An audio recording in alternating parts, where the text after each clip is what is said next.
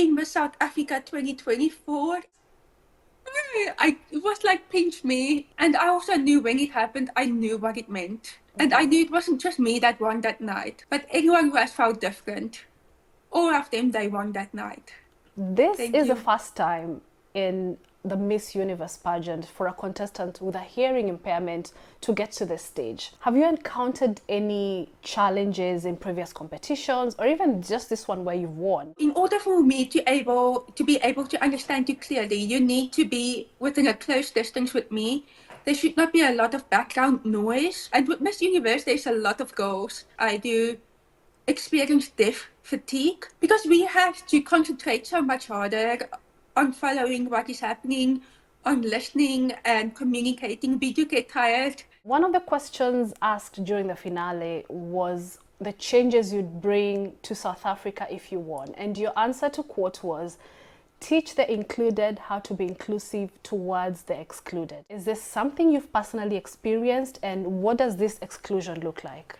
Since I was little, when I went to school, I missed out on information. I missed out on announcements made in class, which made me miss out on some things like lessons. When I stepped onto the Miss South Africa platform, it was very scary, but my reasoning behind it was, if I keep staying within my confines, my voice is never going to be heard.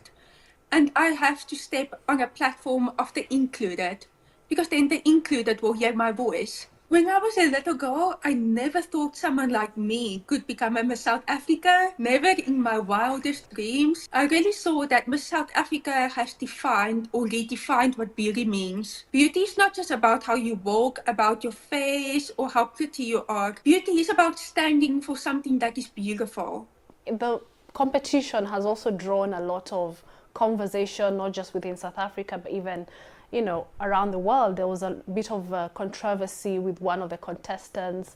How was that for you and the other contestants when that was going on? Did it have an impact on you? For me and for the other contestants, it was hard, as no one deserves to be bullied. Have you spoken to Chidima?